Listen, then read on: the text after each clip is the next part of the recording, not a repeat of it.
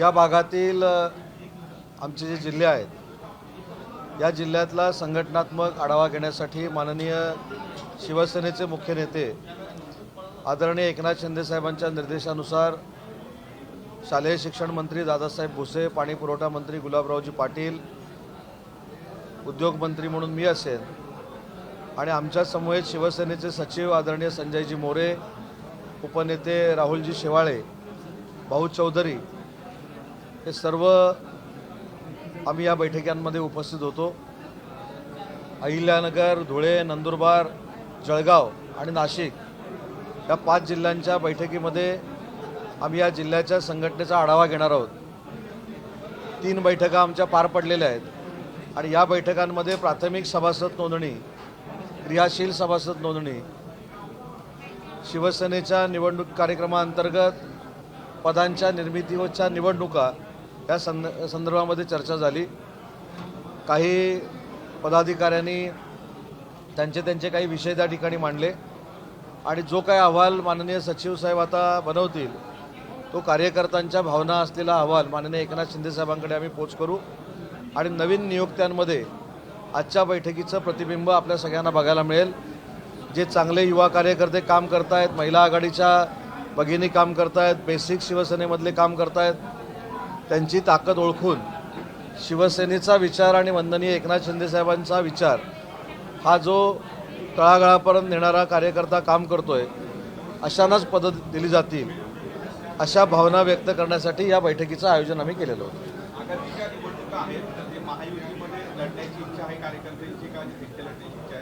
एक तर पहिली गोष्ट अशी आहे की देशातल्या प्रत्येक पक्षाला स्वतःचा पक्ष वाढवण्याचा अधिकार आहे। आजच्या बैठका ह्या शिवसेना पक्ष जो वंदनीय बाळासाहेबांच्या विचारानं चालतो आणि एकनाथ शिंदे साहेबांच्या नेतृत्वाखाली चालतो तो वाढीच्या दृष्टीनं पदाधिकाऱ्यांनी काय केलं पाहिजे ही रचना ठरवण्यासाठीची एक बैठक होती। परंतु तालुका पंचायत समितीपासून ते मुंबई महानगरपालिकेपर्यंत आम्ही सगळ्या निवडणुका महायुतीनंच लढणार आहोत आणि महायुतीचा भगवा स्थानिक स्वराज्य संस्थांवर फडकवणार आहोत हे स्पष्ट भूमिका माननीय एकनाथ शिंदे साहेबांची आहे आणि मुख्यमंत्री महोदय आणि अजितदादांची देखील आहे। अरे थांबायला सांगा ना। हां, आता बाहेर आल्यानंतर 2 गटामध्ये राडा झालेला आहे। कुठल्या कारणावरून हा राडा झाला? अतिशय अहिल्यानगरचे पदाधिकारी होते, अगदी एकमेकांची कॉलर पकडून शिबिगाळ करण्यापर्यंत। ज्या 2 गटामध्ये म्हणण्यापेक्षा 2 व्यक्तींच्या काही समर्थकांनी त्या गोष्टी केलेल्या आहेत त्याची दखल पक्ष नक्की घेईल। त्याचा पूर्ण अहवाल माननीय शिंदे साहेबांकडे पाठवला जाईल। स्वतःचं वैयक्तिक मत म्हणजे पक्षाचं मत असू शकत नाही। ज्यांना नेते मंडळींनी मार्गदर्शन केलं त्या नेते मंडळींच्या मार्गदर्शनाप्रमाणे न वागता जे वेगळ्या पद्धतीनं वागलेले आहेत त्यांची गय शिवसेना पक्ष करणार नाही। परंतु नक्की काय झाले याची माहिती घेऊ आणि तसा सकारात्मक अहवाल, खरा अहवाल हा साहेबांकडे सादर करू।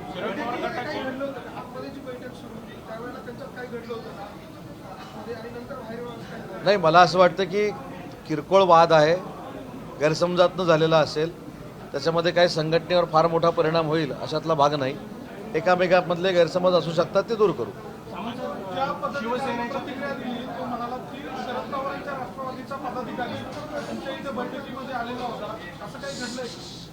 पहिली गोष्ट अशी आहे की स्वतःच्या प्रसिद्धीसाठी पक्षाच्या बैठकीमध्ये काय झालंय हे बाहेर सांगण्याची आवश्यकता नाही। त्यांचं म्हणणं आम्ही 3 मंत्र्यांनी ऐकून घेतलेलं होतं। त्यांच्या म्हणण्यामध्ये तथ्य असेल तर तसा अहवाल आम्ही साहेबांकडे देऊ आणि त्याच्यावर कारवाई होईल। परंतु प्रसार माध्यमाकडे येऊन हे बोलणं उचित नाही ही समज आमच्या सचिवांनी त्यांना दिलेली आहे।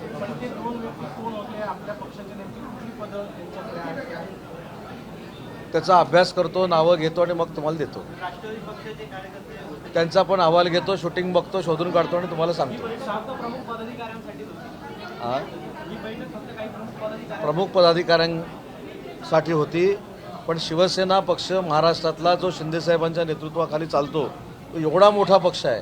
त्या बैठकीला एका दुसरा जर कोण वेगळ्या पक्षाचा येऊन बसला असेल तर आम्ही भिंग घेऊन त्याला शोधून काढू आणि पुन्हा असं होणार नाही याची दक्षता घेऊ. सावंत साहेब, शिंदेच्या आमदारांमध्ये नाराजी आहे.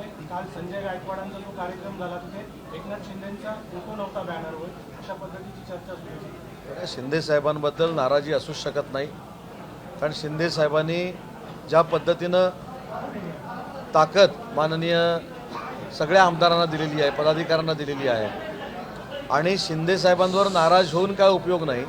शिंदे साहेब ज्याच्यावर नाराज होतील तो अडचणीत येईल. त्याच्यामुळे शिंदे साहेबांवर नाराज काय होण्याचा अधिकार कोणाला नाही आहे. मी त्यांच्याबद्दल बोलत नाही. त्यांनी खुलासा पण केलेला आहे. गायकवाड साहेब माझे अतिशय जवळचे सहकारी आहेत, त्यांनी खुलासा पण केला आहे. पण इन फ्युचर सांगतोय की उद्या उदय सामंत शिंदे साहेबांवर नाराज झाला, शिंदे साहेबांना काय फरक पडणार नाही. पण शिंदे साहेब उदय सामंतवर जर नाराज झाले तर उदय सामंतला फरक पडणार आहे, याची नोंद घ्यावी.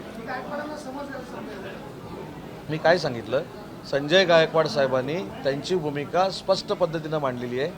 त्यांनी प्रेससमोर येऊन सांगितलं की कुठच्या तरी प्रतिष्ठानचा कार्यक्रम होता, परंतु त्या कार्यक्रमामध्ये सगळं भाषण हे माननीय एकनाथ शिंदे साहेबांचं प्रशंसा करणारच होतं. त्याच्यामुळे त्यांच्यासाठी नाही, जो आमच्या मिटिंगमध्ये एक सूर होता, स्पष्ट सांगतो की पक्षाच्या मागं कुरगुडी करायचं, काहीतरी वेगळं बोलायचं, बाकी सगळं ठीक आहे. मी स्वतःच्या भाषणामध्ये स्पष्ट सांगितलं, एखाद्यानं माझ्यावर टीका केली, माझ्याबद्दल अभद्र बोलला, मला काही फरक पडत नाही. पण एकनाथ शिंदे साहेबांच्या बाबतीमध्ये वेगळ्या पद्धतीची भूमिका घेण्याचा कोण जर जिल्ह्यातला प्रयत्न करत असेल, साहेबांच्या मनात जरी नसलं तरी आम्ही साहेबांना आग्रह करू की अशा प्रवृत्तीला पक्षामध्ये ठेवू नका. आजच्या या बैठकीमध्ये कुठेतरी मुख्यमंत्रीपदी पुन्हा एकनाथ शिंदे व्हावेत असं देखील सुरू आहे पदाधिकाऱ्यांच्या. शेवटी शिवसेनेमध्ये ते शिंदे साहेबांचं नेतृत्व मानतात, त्याच्यामुळं आपला नेता, आपलं नेतृत्व मोठं व्हावं हे प्रत्येकाला वाटत असतं. म्हणून पदाधिकाऱ्यांनी जर भूमिका मांडली की शिंदे साहेबांनी मुख्यमंत्री व्हावं, पुन्हा मुख्यमंत्री व्हावं, याच्यामध्ये काय वावगं आहे असं वाटत नाही. पण आम्हाला सगळ्यांना माहिती आहे की आम्ही महायुतीमध्ये काम करतो, देवेंद्रजी आमचे मुख्यमंत्री आहेत, ते आम्हाला सगळ्यांना माहिती आहे ना. पण कार्यकर्त्यांनी, एखाद्या तालुका प्रमुखाने जर मांडलं की साहेबांनी एवढी विकासाची कामं केलेली आहेत, साहेबांच्या निर्णयामुळे सत्ता आलेली आहे, म्हणून साहेब मुख्यमंत्री व्हावेत अशी जर इच्छा व्यक्त केली त्याच्यामध्ये काही चुकीचं नाही. काही ठिकाणी सोहळा देखील निवडणुका लढल्या पाहिजे अशी देखील कार्यकर्त्यांची भावना होती, अशी त्यांनी बैठकीमध्ये बोलून दाखवली. कुठल्या जिल्ह्यांमध्ये आपण सोहळाचा विचार करतो? आता अहिल्यानगरच्या एखाद्या पदाधिकाऱ्यानं जर हे वाक्य बोललं असेल तर ते अख्ख्या महाराष्ट्राला लागू होत नाही. महायुतीचे निर्णय घेणारे आम्ही जे कमिटी म्हणून आलो त्याच्यातले कोणी नाही, एकनाथ शिंदे साहेब घेतील. पण मला आनंद एवढ्यासाठीच वाटला, आज माझ्या बाजूला आमदार साहेब बसलेले आहेत. नवीन आमदार असताना देखील अतिशय चांगल्या पद्धतीचं संघटन त्यांनी निर्माण केलं आहे. त्यांचं दखल बड्या बड्या नेत्यांना घ्यावी लागेल अशा पद्धतीचं ते काम करत आहेत. त्याच्यामुळं असे सगळे आमदार सहकारी अहिल्यानगरमध्ये काम करत आहेत, त्याबद्दल आम्हाला खरोखरच समाधान आहे. कालचा अकोल्याचा कार्यक्रम आपण बघितला असेल, त्या अकोल्याच्या कार्यक्रमामध्ये ज्या पद्धतीनं आदिवासी बंधू भगिनी जमा झाल्या होत्या, हे देशातलं पहिलं उदाहरण होतं. आणि म्हणून त्यांना देखील सांगितलं की साहेबांच्याच नेतृत्वाखाली देवेंद्रजी आता मुख्यमंत्री आहेत, पण साहेब मुख्यमंत्री असताना जो आम्ही ट्रायबल क्लस्टरचा जो निर्णय घेतला होता, त्याला 2 आठवड्यापूर्वीच्या कॅबिनेटमध्ये 74 एकर जमीन आम्ही नाशिक जिल्ह्यामध्ये देण्याचा निर्णय घेतलेला आहे. आणि देशातलं पहिलं हे ट्रायबल क्लस्टर आहे. त्याच्यामुळं जो मेळावा अकोल्यामध्ये झाला याची दखल अनेक लोकांनी घेतली, पण तो होऊ नये म्हणून काही लोकांनी प्रयत्न केला, त्यांचे ते यशस्वी झाले नाहीत. आणि अशी प्रवृत्ती पक्षामध्ये भविष्यामध्ये जर काम करणार असेल तर त्याची कल्पना देखील आम्ही शिंदे साहेबांना देऊ.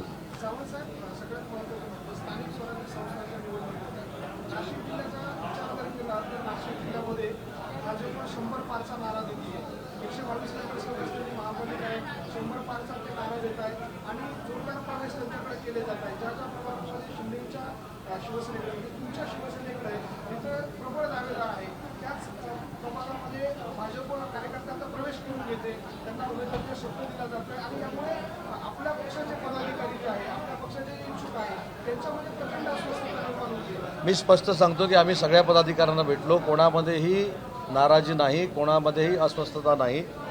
आता मला सांगा, मी एक 8 दिवसातल्या बातम्या मी आपल्या तुम्हाला सांगतो. BJP 100 म्हणते, मनसे 50 म्हणते म्हणजे 150 झाले, UBT 45 म्हणते म्हणजे किती झाले, 195 झाले. काँग्रेस काहीतरी म्हणेल 122च्या अगेन्स्ट जर 350-400 नगरसेवक निवडून येणार असतील, त्या जगातलं अद्भुत आश्चर्य आहे. मी सगळ्याच पक्षाचं सांगितलं साहेब. मी असं सांगितलं, ऐका ना साहेब, मी काय सांगितलं तुमच्याकडनं जे बघतो आणि वाचतो त्याच्यावर मी सांगितलं 100 जागा जिंकणार भाजप, असं भाजप म्हणतंय. काँग्रेस म्हणते आम्ही 30-35 जागा जिंकणार, म्हणजे 135 झाल्या. NCP म्हणते आम्ही वन साईड येणार, आपण त्यांच्या 50 धरल्या तर 185 झाल्या. UBT म्हणते 40 येणार, म्हणजे 225 झाल्या. आणि मनसे म्हणते काय 50 येणार. आम्ही आमचा आकडा अजून सांगितलाच नाही. 122च्या अगेन्स्ट 350 नगरसेवक जर निवडून येणार असतील ना. अलायन्सचा विषय साहेब, भाजप 100+ नाराज स्थितीत असेल. तुम्हाला काय होतं 20 जागा फक्त. साहेब मी काय सांगितलं, अलायन्सवर ज्यावेळी बोलायचं तेव्हा बोलू, पण निवडून येणाऱ्या जागांचं कॅल्क्युलेशन सगळ्यांचं केलं ते 350 होतात एवढंच तुम्हाला सांगायचं आहे.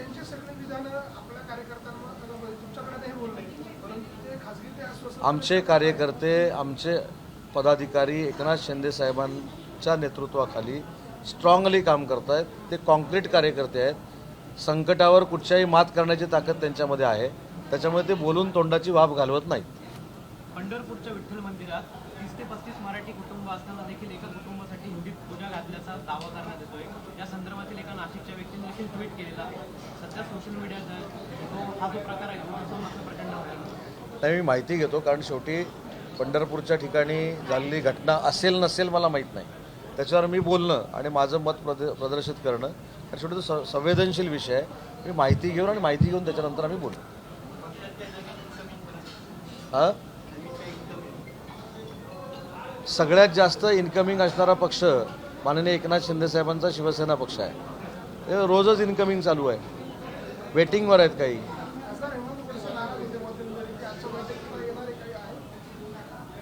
7 वाजता नाशिकची बैठक आहे. 8 वाजता मी याचं उत्तर देईन तुम्हाला. सामंत साहेब, 15 ऑगस्ट आहे परत, पण अजूनही नाशिक रायगडचा पालकमंत्री ठरत नाही. लवकर होतं आता. सकाळपासून याचं 2दा उत्तर दिलं, परत 3ऱ्यांदा देतो.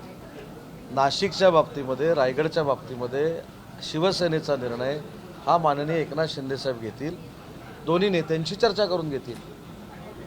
एकनाथ शिंदे संगमनेरच्या दौऱ्यावर येणार आहे.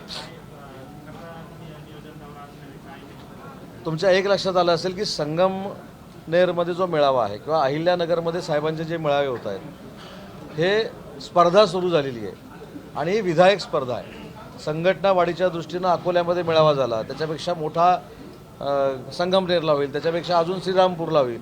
हे अतिशय चांगलं हेल्दी कॉम्पिटिशन अहिल्यानगरमध्ये सुरू आहे आणि हेच कॉम्पिटिशन स्थानिक स्वराज्य संस्थेमध्ये भगवा पडतोय. उद्धव ठाकरे पत्रकार परिषद उद्धव ठाकरे असं म्हणत आहे की आमची लढाई किंवा आमचे आंदोलन हे निवडणूक आयोगाच्या विरोधात आहे. निवडणूक आयोगावर आमचा आक्षेप आहे.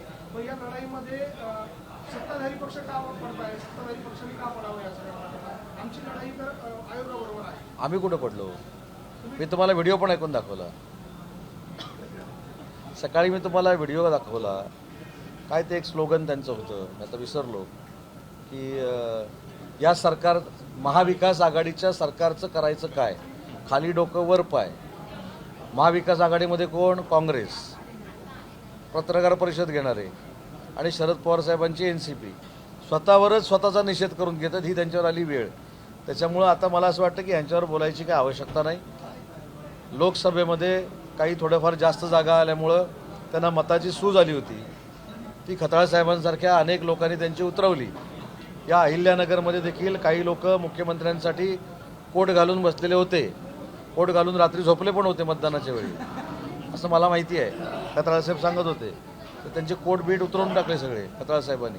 तेव्हा हां हां नाही, माहिती घेतो मी, मला त्याची माहिती नाही. पण जर असा अपघात झाला असेल प्रशासनाशी नक्की बोलून त्यांना जी काय मदत करायची असेल ती करायला लावू. सामंत साहेब, विनायकराव ज्या ठाकरे गटाचे नेते त्यांनी असं म्हटलं की एकनाथ शिंदे यांचं विसर्जन लवकरच होणार आहे, असंही ते म्हणत आहेत की मुंबईमध्ये आता कुठे दोघं ठाकरे बंधू एकत्र येणार आहेत. त्यामुळे ज्या एकट्या एकनाथ शिंदे साहेबांनी भल्यांचं विसर्जन केलं, त्यांच्या विसर्जनाची भाषा कोणी बोलू नये. आम्ही विसर्जन करून दाखवलंय, हे विसर्जन करणार आहेत. आता सुरलेलं विसर्जन आम्ही स्थानिक स्वराज्य संस्थेमध्ये गणपतीनंतर करणार आहोत. पण ठाकरे बंधू एकत्र येण्याची चर्चा सुरू असेल, आधी येऊ देत. शिंदे गट कुठेतरी हवालदिल झाले का, कार्यकारिणी अजून होत आधी येऊ देत. आता परवाच तुम्ही TV वरनं दाखवलं, इथं काहीतरी मनसे आणि शिवसेनेची बैठक झाली, काहीतरी हाणामारी झाली. आता बघा, मगाशी हाणामारी एवढी तुम्हाला जोरदार दिसली, पण ती थोडीशीच दिसली. तिथले पदाधिकारी बाहेर पडून निघून गेले, एकमेकाला शिवीगाळ झाली. मी आता मराठी भाषेचा मंत्री आहे, मराठी भाषेतल्या चांगल्या चांगल्या ओव्या तिथं म्हटल्या गेल्या, शिव्या घातल्या गेल्या. होऊ दे ना, आधी युती तर होऊ दे. नाशिकनं बरंच काही महाराष्ट्राला दाखवलं या मिटिंगमधनं. होऊ दे आधी युती झाल्यानंतर बोलू. आपण काल काश्मीरला गेला होता, म्हणजे चांगला कार्यक्रम आपल्या माध्यमातून काल घेण्यात आला. पण राऊत साहेब असं म्हणतात की एकनाथ शिंदे यांना काश्मीरचं राज्यपाल व्हायचं म्हणून ते वारंवार काश्मीरला जात आहेत. मला काय त्याच्यावर बोलायचं नाही, एक लक्षात घ्या. तुम्हाला पटतंय ना, कालचा कार्यक्रम चांगला झाला. सैनिकांसाठी 1000 लोकांनी महाराष्ट्रातल्या रक्तदान केलं. हा देशातला 1 नंबरचा कार्यक्रम होता की नाही? या उत्तरच द्यायचं नाही, फक्त एकच विचारायचं आहे. साहेब काश्मीरला गेले म्हणून यांना दुःख वाटतं. ह्यांचे नेते दिल्लीला जाऊन 6व्या क्रमांकाच्या लाईनमध्ये बसून आले, पिक्चर बघून आले, तेव्हा यांना दुःख वाटलं नाही. माझं म्हणणं, दुसऱ्यावर टीका करत असताना एकनाथ शिंदेसाहेब दिल्लीला जातात म्हणून टीका, पण हे दिल्लीला जाऊन ज्यांनी स्वातंत्र्यवीर सावरकरांबद्दल घाणेरड्या भाषेत बोललं, त्यांच्या मांडीला लावून हे जेवत आहेत. तर त्यांची भूमिका आणि त्यांच्या भूमिकेवर बोलावंसंच वाटत नाही. दिल्लीमध्ये जाऊन रक्तदान शिबिर, काश्मीरमध्ये जाऊन रक्तदान शिबिराचं जे आपण आयोजन करताय, पक्ष देशामध्ये वाढण्यासाठी काही शिंदेच्या शिवसेनेची व्यूहरचना आखली जाते, कारण बाहेर जाऊन जास्त मला असं अजिबात वाटत नाही. पहलगामचा ज्यावेळी हल्ला झाला त्यावेळी पहिले देशातले उपमुख्यमंत्री शिंदेसाहेब असे होते की जे गेले, स्वतः लोकांशी चर्चा केली, नुसते गेले नाही, परत गेले, ज्यानं आपल्या महाराष्ट्रातल्या लोकांना वाचवण्यासाठी प्रयत्न केला आणि तो त्याच्यामध्ये गेला, त्याचं घर बांधून देखील शिंदेसाहेबांनी दिलं. त्याच्यामुळे काश्मीरमध्ये जाऊन आणि जम्मूमध्ये जाऊन नक्की आम्ही संघटना वाढू, पण साहेबांनी कर्तृत्व महाराष्ट्रामध्ये दाखवून दिलेलं आहे आणि महाराष्ट्रातल्या कर्तृत्वामुळंच माननीय एकनाथ शिंदेसाहेबांना प्रत्येक राज्य बोलवतं आहे, ही त्यांची खासियत आहे. धन्यवाद. देश विदेशातील प्रत्येक घडामोडींचे लाईव्ह अपडेट मिळवण्यासाठी आता साम टीव्हीच्या सर्व सोशल मीडिया प्लॅटफॉर्मला लाईक, फॉलो आणि सबस्क्राईब करा. तसंच सर्व नोटिफिकेशनसाठी बेल आयकॉन प्रेस करायला विसरू नका.